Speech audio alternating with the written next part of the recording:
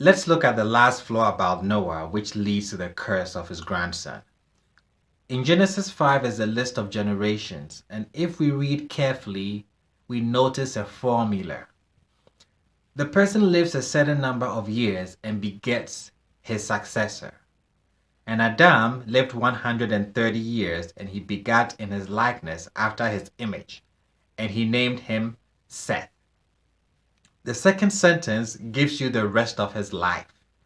And the days of Abraham after he begat Seth were 800 years, and he begat sons and daughters. The third sentence sums it up.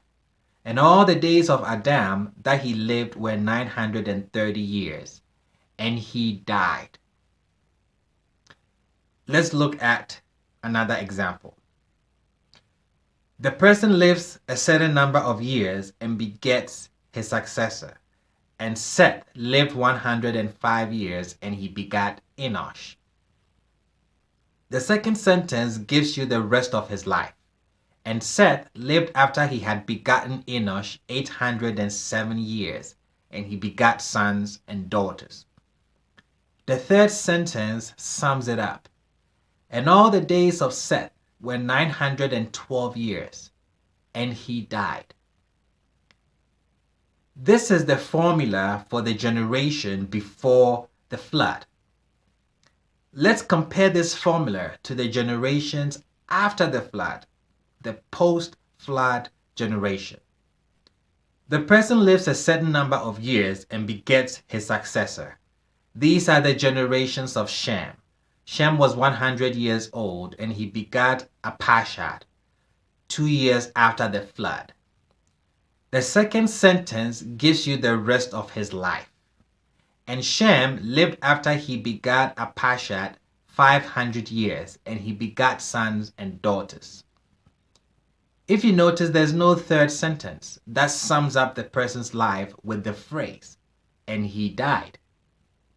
And Arpachshad lived after he had begotten Shelah 403 years, and he begat sons and daughters.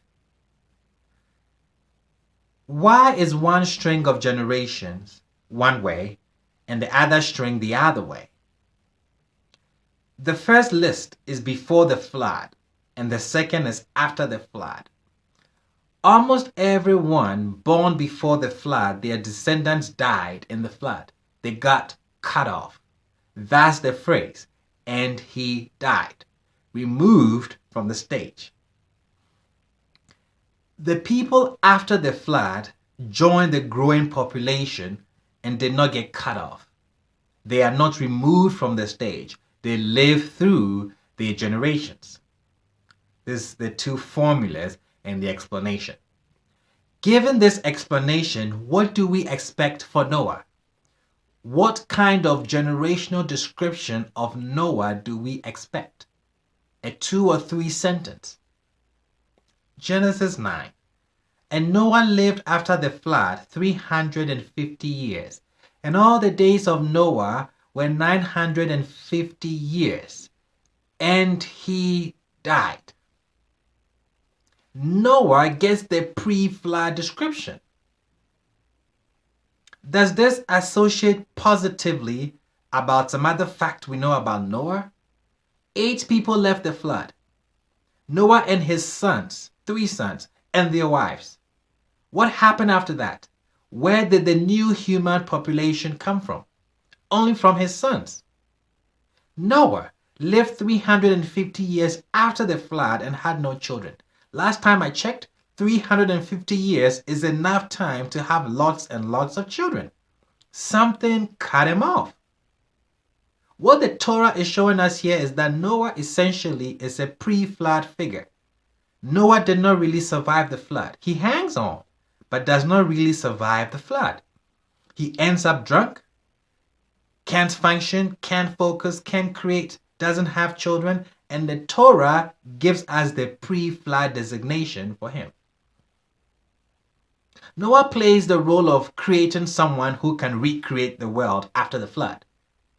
He does that. And once he is finished with that, he's out. Shem, Ham, and Japheth create a post-flood world. Why did Noah not survive? Well, he comes out of the ark and the world is destroyed and there's nothing left. And he realizes he did not do anything to try to prevent it. He did not pray to God, plead with God. And maybe he is crushed with guilt. Another question, why did Noah live 350 years after the flood and did not obey God's command to be fruitful and multiply? What was it that cut him off? Why did Noah not have a fourth son? The answer will explain the curse pronounced on his grandson. And we shall see that next week.